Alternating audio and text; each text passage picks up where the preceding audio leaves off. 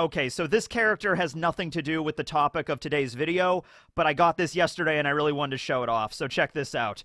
Da-da-da-da, da-da-da-da, wedding cake! Give me wedding cake! Yes, I love the giant jumbo pops that they make, and, you know, the Big Mom one I couldn't resist, you know? There was also another one that I'm going to get soon, and it's a Hunter x Hunter one of Meruem and Komogi playing Gungi together, and it's like an entire, like, set, and I'm gonna get it, and it's awesome, but then, like, I'm looking around my studio and I'm like, man, I'm starting to run out of space here to keep all this stuff. It took about 2 years moving to, well, time to move to another house, I guess. You know? No, what I think I'm going to do is I'm going to take down these towels that are hanging up here, like the Nami and Sanji towel, and I think I'm going to line this with, like, a shelf. And I might get one over here, too, like above the Jolly Roger, and then I'll have, like, a shelving unit kind of thing, and then I can maybe line that with various figures and stuff. That might be cool. We're going back into construction mode, Barry. Grab my hammer. All right. Well, anyway, today's video, we are going to be talking about Dragon's plan. Yes, Monkey D. Dragon, the commander-in-chief of the Revolutionary Army. He got some very important information from Sabo. He finally made it back to the Kamabaka Queendom, which is the kind of the temporary headquarters of the Revolutionary Army ever since Baltigo was taken out, so that's where they're based right now. But I think things are going to get moving in a very big way pretty soon. I think it is finally time for the Revolutionary Army to be making their move. It is time for revolution, right? Okay. Now, I want everybody to put yourselves in Dragon's shoes. I mean, or boots. Actually, does Dragon wear shoes or does Dragon wear boots? Hold on, I gotta check that. That's relevant to the video. I don't even know if we've ever seen Dragon's feet. One Piece, Monkey D. Dragon. Feet pics. Where's Dragon's feet pics? All right, what do we got? I think he wears shoes. I think there's a lot of Luffy feet pics I'm noticing. I don't, oh god. I don't know if we've ever actually seen Dragon's feet. Oh my god, I don't think we've ever seen Dragon's feet, ladies and gentlemen. All right, what kind of footwear does Dragon wear? He always has that long cloak, you know what I mean? Well, anyway, put yourself in Dragon's shoes / whatever footwear. Maybe he wears sandals like Luffy. That makes sense. Anyway, so Dragon is there with Ivankov, and then Sabo is relaying all the information from Reverie, okay? And you are finding out for the first time that the supreme ruler of the world, well, first of all, there is a supreme ruler of the world government. That's not supposed to be a thing. But you find out that Im-sama exists, but not only that there is a supreme ruler above the Gorosei that's bossing them around, you also find out that this individual is apparently an immortal being, or at the very least has lived since the Void Century, which is like over 800 years ago. So you have essentially an immortal being that's over 800 years old that's commanding the Gorosei, setting themselves up as the phantom ruler of the world government. You also find out from Sabo that all of the Gorosei are able to transform into these weird eldritch beings, like, ugh! And then apparently Im, the supreme ruler, can also turn into this giant, like, amorphous blob that was, like, attacking him. You find out Cobra died in this way by being attacked by this thing. Sabo explains that, like, yeah, I used a fire fist against the Gorosei, and I chucked another fireball right at Im, and they just kind of ate it, and they didn't really seem injured by my attack, like, at all. And one of them stabbed me, like, Im, like, stabbed me with the tail, and it was, like, the most painful thing I've ever experienced, and I barely got out of there alive. And so, yeah, that's the kind of thing we're working with right now with what the Gorosei and Im is really all about, you know? So, there's your debrief, Dragon. There you go. Okay, what do you do? What do you do as Dragon after... Oh, not only that, adding to it, you also find out that this 800-year-old immortal being also has access to a giant death laser that can fly through the clouds and nuke islands from, like, 2 miles up, okay? So you find out all that information. What is the first thing you are going to do as the commander of the Revolutionary Army? I I would say you go get a drink. I would say that's the first thing Dragon's gonna do. He's like, he gets up and he's like, all right, hold on. I need to go to the bar really quick. Just give me a second. He walks over to a little bar area on Kamabaka and just pours himself, I don't know, like some scotch or something. And he's just like, ugh. Nope, gonna need a little more. Okay, hold up. Look. All right. Here's what we're gonna do. Okay, yeah. Now, here's the kicker, right? So we learned a couple of things that, like, I don't know. I always assumed that, like, if anybody out there in the world might have known about Eames' existence beyond, like, the Gorosei, right? And, like, the God's Knights and everything like that. I assumed Dragon might have been a possibility, right? It might have been feasible, because Dragon also has connections to Garp, because, he's Garp's son, and also the name Dragon, so Dragon probably has connections with the Tenryubito, the Celestial Dragons, in some way. So there's always been theories out there that, like, what if Dragon knew about Eam or something, and that's the reason he left, that's the reason he started the Revolutionary Army and all that stuff. But from the last chapter, from what we understand, that's not the case. No, Dragon is finding out about Eam's existence at the same time that Sabo and Ivankov are, pretty much. Like, this is new information even to Dragon. Something else rather amusing that I found out was Dragon didn't even know the ancient weapons were real. Like, they heard about them, but that was only, like, legends and lore and legend lore and everything like that, like mythology. Like, oh yeah, a long time ago there were apparently these 3 great ancient weapons of, like, land, sea, and air that, like, just obliterated everything around them. But, no one's seen them in, like, forever. So, it wasn't until Robin came to live with the Revolutionary Army for the 2-year time skip when Robin actually confirmed 100% to Dragon and the Revolution that, like, oh no, yeah, these ancient weapons are real. Like, they're 100% real. I saw a poneglyph at Alabasta that pointed to Wano about the location of Pluton, and then I saw another one at Skypiea that pointed to Fishman Island as the location of Poseidon. Keep in mind, this was during the time skip, so this was before Robin actually went to Fishman Island to meet Shirahoshi and everything. And then she already knew about Uranus at one point as well, so she probably knows where that one's at as well, or at least she's found the poneglyph that points to where Uranus is located, is something of that nature, right? So Robin explained to Dragon and everybody, like, yeah, these are real things. They're around. And so Dragon is like, whoa, really? Okay, shit. Well, the question he brings up in the last chapter was like, hey, okay, let's say the ancient weapons are real, like, they're real things. Why, like, if the world government had access to these things, why would they not use it until now? Okay, so that's, like, Dragon's questions. So they also throw around the theory that it's actually not a genuine, bona fide ancient weapon, but it's actually something developed by Vegapunk, because that's the only other explanation. There's only really 2 explanations for the giant orbital death battleship, that can obliterate an entire island from the sky, It's either an ancient weapon from the Void Century from so long ago that people have forgotten, this legendary mythological item that has, resurrected itself, essentially, somehow, and the world government's gotten their hands on it.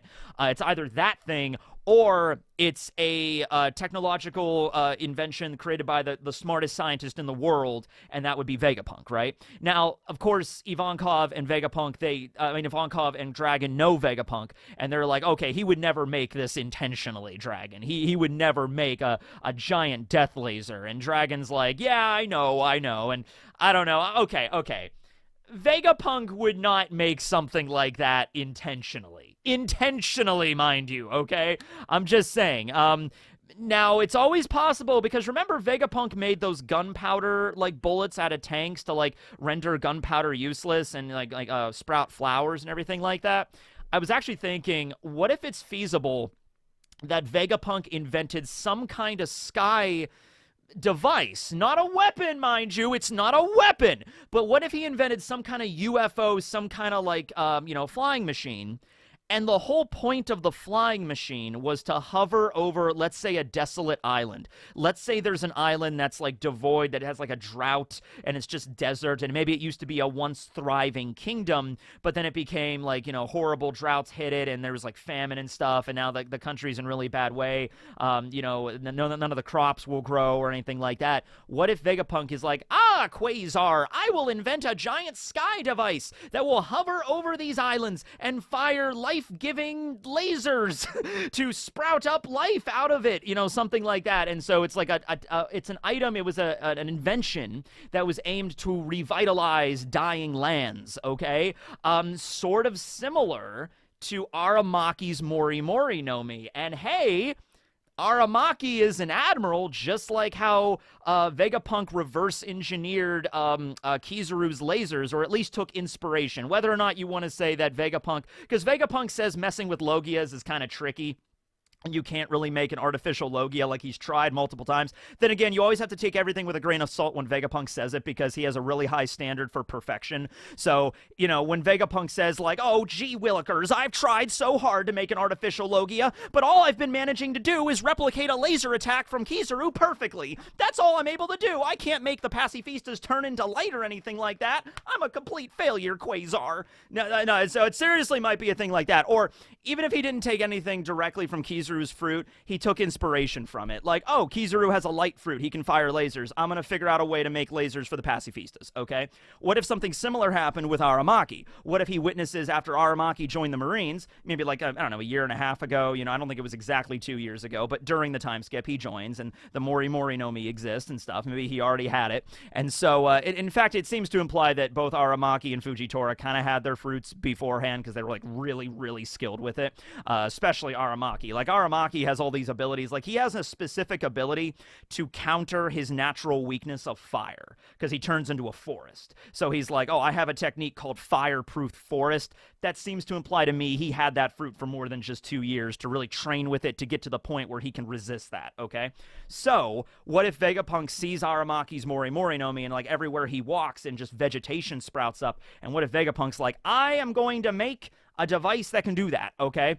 And then the government gets their hands on it, and Eam, and maybe some of the other members of the Gorosei, like St. J. Garcia Saturn, is in charge of scientific defense, so maybe he might know some stuff about this. And what if they basically, flip the switch? Like, I don't know, it's Vegapunk. Maybe there's, like, some cartoonish switch on the device that's like, okay, life-giving ray, death ray, click, and then they just, boom! Or actually, you know what? It could be a thing where, like, let's say it was something like that, where it, like, hits the soil and it, like, plants things. If you, like, dial it up high enough, it gets to such a high frequency, it just obliterates the entire Earth. It could be something like that. So that's the ancient weapon, though, all right? So the dragon is finding out about this, all of this at once, okay? What would be his main goal here? What would he be trying to do? And I would say, like, all right, well, the original goal was to go into Marijois and destroy the food reserves, destroy the Celestial Dragon Sigil, declaring war on the Tenryubito specifically, okay? And I'm sure Dragon had a whole battle plan, like, ready to go. Like, okay, this is what we're gonna do next. Like he knew the Gods Knights were gonna get involved. He knew about the existence of the Gods Knights and probably St. Garling, Figarland. He knew about them, okay? He's like, okay, we're gonna attack the Celestial Dragons, we're gonna remove their food supply, Gods Knights are gonna get involved, and that's probably what Dragon was anticipating next. Like, okay, the strongest members of the Revolutionary Army, so me, Ivankov, Sabo, Bello Betty, Morley, Lindbergh, and Karasu, we're all probably going to have this big epic battle. All the vice commanders, too, are going to have all these big epic fights. We're going to have to fight against the Gods Knights. Like, that was probably what was anticipated.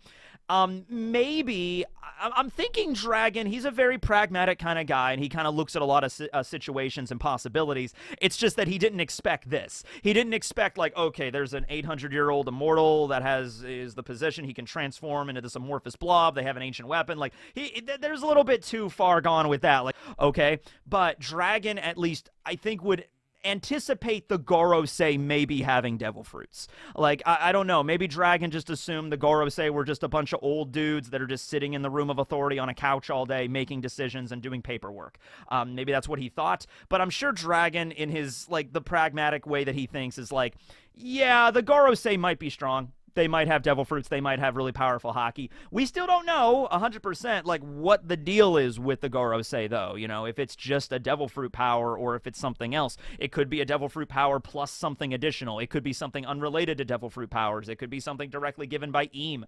We don't know exactly how all that works, okay? So whatever Dragon was expecting with the Gorosei, like whatever pushback was going to exist, I am sure he was not expecting what Sabo actually told him. And also, we have a good measure for their power right now because Sabo mentioned, like, yeah, I used a Fire Fist.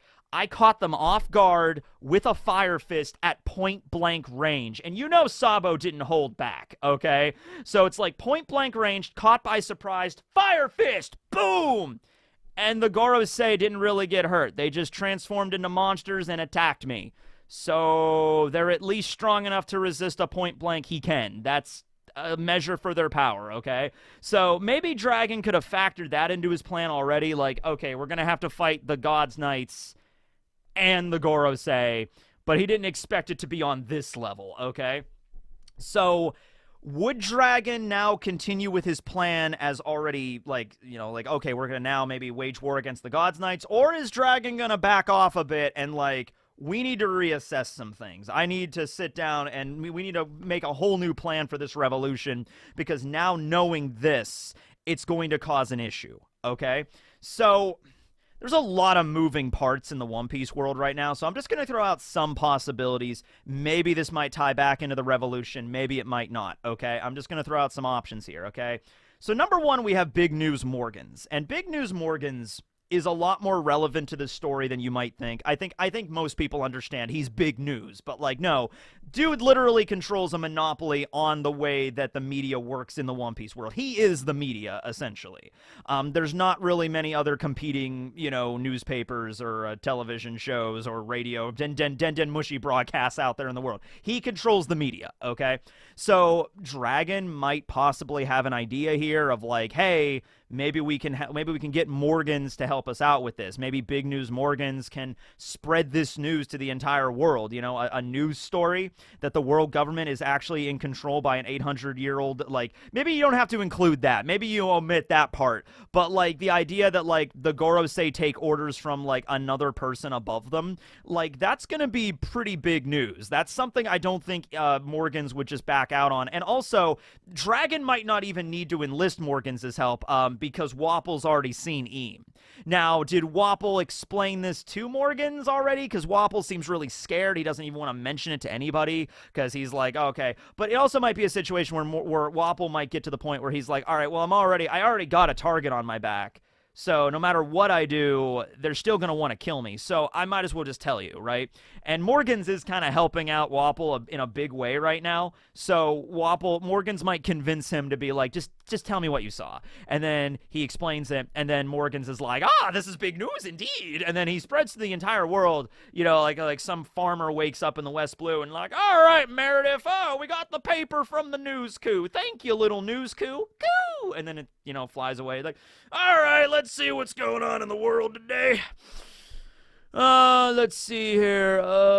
It's like, well, it looks like the merchant ships in the South Blue are still being blockaded. The revolutionary Straw Hats are doing stuff. I forgot to read the front page. Gorosei are not true rulers of the world government. Secret shadow ruler makes himself known at Reverie. Huh. I tell you what, Meredith, this world's going to, whatever in a breadbasket, I tell you. All right, like, yeah. So that's something that would really kind of irritate Eam. I don't know. I mean, I don't know if that would really do anything in terms of, like, dethroning Eam. If anything, that might expedite things. That might get to the point where Eam just kind of drops the facade and the silhouette or whatever and just like, okay, yeah, you got me. I'm actually the ruler of the world, but I'm immortal and I've been around for 800 years. Also, by the way, I have the world-destroying super weapon. So, yes, World of One Piece, recoil and bow down and pay tribute. You can make a play out of me as well to your great ruler. I am Eam-sama. I'm owning this now, okay? So Eam might just do that, and it's like, okay, obviously we still have, like, the Straw Hats and the Revolutionaries, and, well, okay, I'll tell you what. If Eam were to just go all dictator with it and just, like, throw off the facade and just be like, I rule all of you. I'm the Lord Ruler up in here. I have everything under my control. What would the Marines do about that? That might actually cause a lot of Marines to be like, okay, I didn't sign up for that. I'm fighting against you now. So if Eam did that, Eam would have to be aware that, like, okay, a good chunk of the citizens of the One Piece world would just bow down. They'd be like, all right, I'm not dealing with this guy right now. Immortal zombie god, I'm just gonna bow down before you. But when it comes to the really powerful people, like the Marines and the pirates and the revolutionaries, they're going to be like, okay, time to fight. Time to fight. We're going to have a last stand against you. You say it's it's pointless to fight you because you're immortal and you have the end-destroying weapon as a threat or whatever. You saw what you did to Lelucia. He might just come straight out and just be like, yeah, you remember Lelucia? I did that. It's like, whoa, okay. So I thought you told us to not talk about Lelucia. Well, we're talking about it now. It's like, oh, no. So, yeah. But that's also going to just cause, like, all right, everybody's just going to attack Marijois now. It's just like, okay, some of the Marines are going to stick around. Some of the Marines are going to defect and be like, all right, we're going to fight against this. I don't know what the hell you are, but you are not supposed to be like, you're not our god king, you know? And then Eam is like, yes, I am. And it's like, okay, well, we're going to fight you, and we'll see what happens there. So Eam might just not want to deal with it, but also if you know, the cat's out of the bag, the cat's out of the bag. You know what I mean? So there might be a situation with that. Something else. This is a small point that is brought up once in One Piece and was never mentioned again afterwards. Every now and then you'll see somebody making a theory about this stuff, but I wanted to bring it up here. So after the events of Dressrosa, after Koala and Sabo return to Baltigo and give their report to Dragon, one of the things that Koala brings up is that a lot of the weapons that were procured from Dressrosa in the underground trading port that Doflamingo ran was something called liquor iron ore, or sometimes drunken iron ore, okay?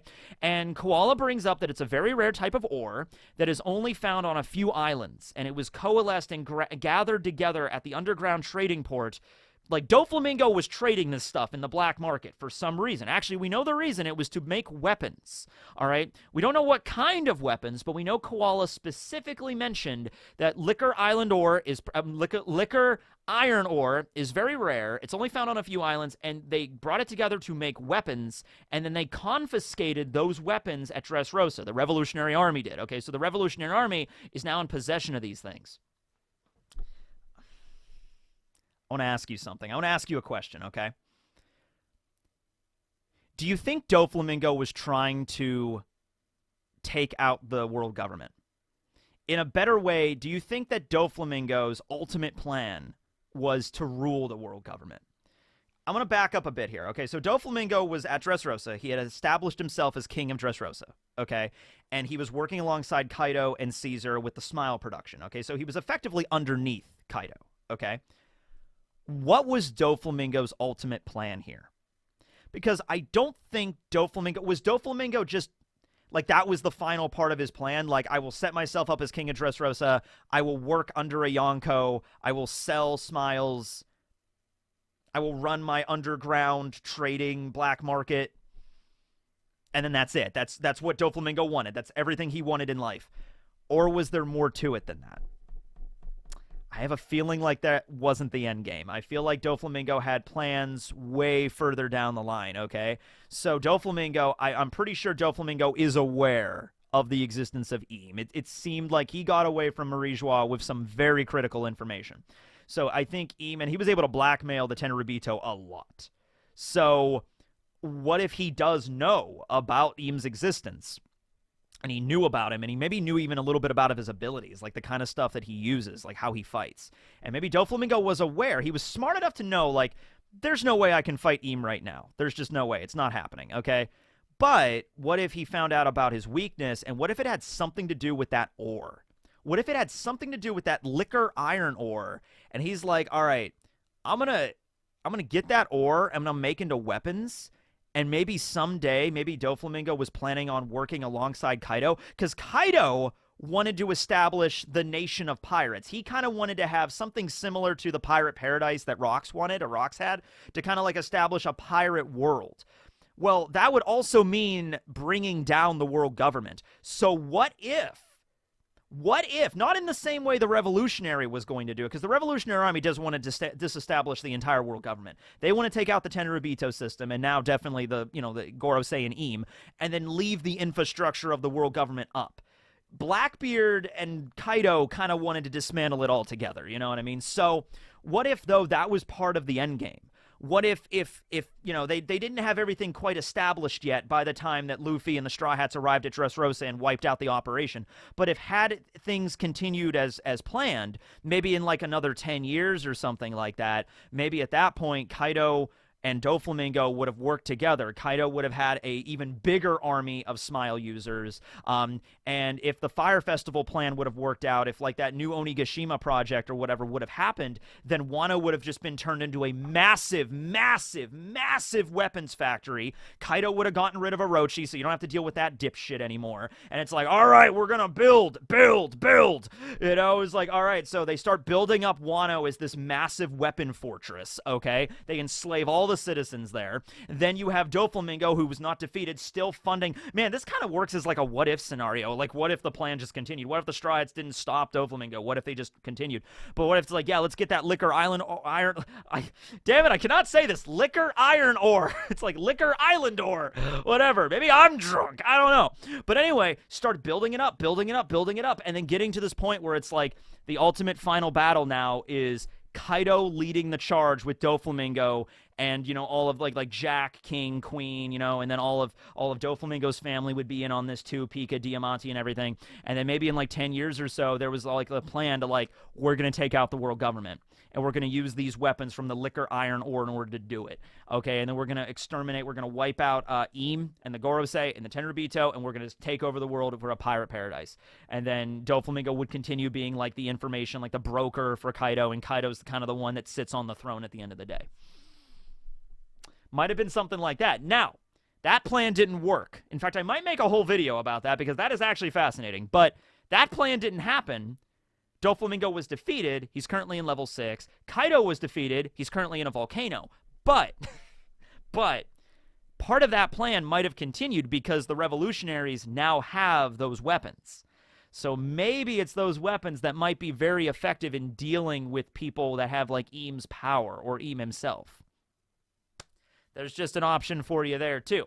Then, of course, we have Vegapunk. Okay, now, one of the things that the Gorosei mentioned, or rather Im mentioned, was that item that they used to destroy Lelousia.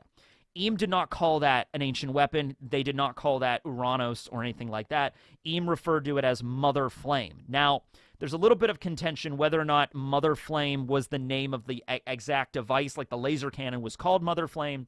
Maybe Mother Flame was only the name of the power source that runs it.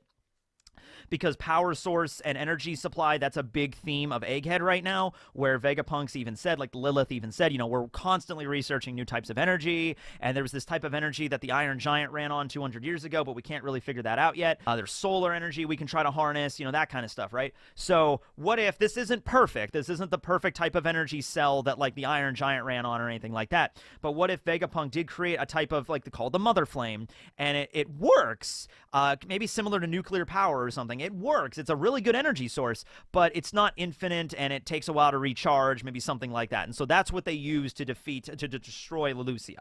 Okay? So it was an invention from Vegapunk that maybe the world government kind of tweaked a little bit, and then they fired it, but it's going to take a while to recharge. You just can't use it one after another. And this also explains why Dragon said, you know, it was like, well, why didn't they use this ability before? Why didn't they use this technology before if they had it? Well, it would explain it if it's a relatively new piece of tech they just got from Vegapunk. And on top of that, it's a piece of technology that it can't be used all the time. And so they were just testing it out here on Lelousia. They got to wait a while, like a month or something, maybe for it to recharge, and then you could use it again, all right? So yeah, I don't think it is a straight-up ancient weapon. Maybe it's based off of something like Uranos, like a sky weapon, maybe, but it's possible. So suffice to say, though, Vegapunk's tech is going to be very integral for dealing with Im and, you know, the Revolutionary Army to help them out, defeat the world government. Whether or not the Straw Hats are going to be involved in this, I don't know. I mean, they're at Egghead right now, but we still have the whole extra half of Egghead to deal with, like the big battle that's going to occur and the big shocking moment that I hope we honestly just kind of go right back into when we get out of the break. We just, like, Oda just goes right back into, it's like, okay, we had all these chapters with, you know, Shanks and Garp and Blackbeard and Aokiji, and then we had the stuff with Sabo and the Reverie and explaining that. All right, then we have a 5-week break, and it's like, okay, I'm just going to lead right back into where now we're getting back to Egghead, okay? So I would really prefer that, and we can see where we'll go from there. But yeah, Vegapunk's tech is going to be very useful here. So we got Vegapunk, we got the Iron Ore, and we got Morgan's propaganda. All of this stuff might coalesce together in a way to completely take down Eam, like, and also the revolutionaries themselves actually actively fighting, okay? And so all of this together is going to bring about the end of the Tenryubito system, the end of the Gorosei, and eventually the end of Eam, okay? But it's like all of it has to come together perfectly in order to work, okay? And though Doflamingo might even show up. How crazy would it be if Doflamingo busts out of Impel Down and he decides, like, to go to the revolutionaries? Because he knows the world is completely shifting now, and he learns about Lelucia getting destroyed, and he knows about Eam already, and he's like, okay, shit's really starting to hit the fan. What if Doflamingo shows up to the revolutionaries, and he's like, all right, listen up, here's the deal. This is what the deal is with Eam. Here's his abilities. I was working on a way to take him down with Kaido. Straw Hat your son kind of screwed that up, Dragon, so I'm going to thank him next time I see him. And then Kaido was apparently defeated by him as well. So your son, oh my god, wouldn't this... Okay, alright, I'm just throwing this out here as a possibility. Luffy messed all of this up, but what if it was like, if things would have continued on like normal, Eam would have been defeated by Doflamingo and Kaido, but then Luffy messed this up. Now, the world being ruled by, like, you have a choice. The world can either be ruled by Eam and the world government, or it can be ruled by Kaido and Doflamingo. Both of those options suck a corn dog, okay? They really don't. They're not great. They're not great. It would be better for the revolutionaries to take over, and then Luffy is just like, freedom and everything like that. That would be the optimal strategy. But it would be funny if it's like, had Luffy not done anything, Doflamingo and Kaido would have eventually ended up toppling the Tenryubito system eventually anyway. All right, that would have been actually really funny if enough time had passed for them to build everything up, right? But at any rate, what if Doflamingo shows up and he's like, all right, look, I was working with Kaido with this. He's apparently in a volcano now. I don't know where he's at, but I'll tell you what that iron ore is all about. You got that stuff from Dressrosa, right? And they're like, yeah, we have it. It's like, okay, those weapons are the only ore. I've done research on this. I've looked into this. That ore is the only stuff that can damage Eam. I know a little bit about what he is. I've done some research on this. I looked into some older texts. I found some places, you know, whatever. I accessed the Sharingan rock or whatever. I know what Eam is. And he's basically the ocean god or whatever. And this ore is the only thing on the planet that can damage him. And so you got to use that into weapons, and you can, like, make swords and spears and bullets out of it, and you can injure him with this. And it's like, oh, okay. It's like the only material that does it. It doesn't do anything for anything else. It seems kind of useless, but on him it does. It's like, oh, okay, cool. And then maybe Doflamingo has to start working with the revolutionaries in this weird, messed up way where it's like, hey, they were going to assassinate me and Impel Down. They were going to wipe me out anyway. So I don't really care anymore. You know, Doflamingo would still have his own plans. He would still have his own things. I think he would probably have a little bit of a vendetta against Luffy, and I don't think he would just be okay with, like, all right, we're going to defeat the world government, and then everything will be peace and happiness. Doflamingo would still have his schemes in the background, but at least it would be like, all right, this is what, you know, we need to take care of this. You know, nothing's going to improve unless we take care of Eam. He's the main problem. We need to deal with him. After we deal with him, you got to deal with me, but first we got to deal with him. And so truce, and then, all right, sure. And then I don't even know if Dragon would even be okay with that. I don't know if Dragon would even, like, shake hands with Doflamingo, even on, like, the enemy of my enemy is my friend, you know, kind of shit. Even then, Doflamingo would not trust Doflamingo Dragon would not trust Doflamingo as far as he could throw him. You know what I mean? So it would be an issue with that, but it would be some weird thing. I'm trying to figure out a way for Doflamingo to, like, sift his way back in the plot in a way that makes sense. And this is something that actually does click a lot of boxes. So there it is. Hope you guys enjoyed the video, but before we get going, we have a new animal fact. That's right, letter W, ladies and gentlemen. It's time for whale facts. Whale facts. You don't need to make an intro for this one because Trevor, fan of mine Trevor, already did. Go to it.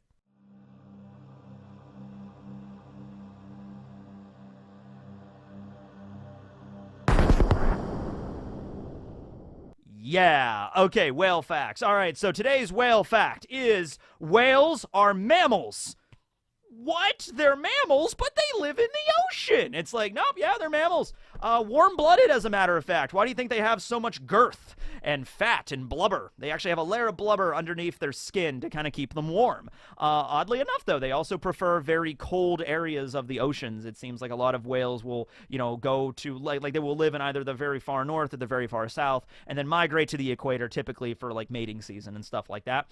The largest whale, in fact, the largest animal still existing, interesting. In fact, the largest animal to ever exist in terms of weight is the blue whale. So that's pretty impressive that the heaviest animal to ever exist that we know of, I mean, we can always discover something later in the fossil layers, but the heaviest that we know of is the thing. It exists right now. You can go see one in the ocean.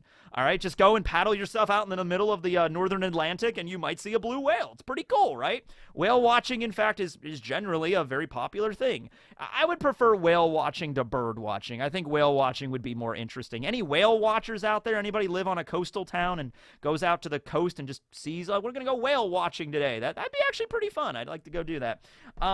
So yeah, they, you know what? That's pretty good for the first episode of Whale Facts. I think I gave out a few right there. There's a lot more stuff to discuss about blowholes and whatnot.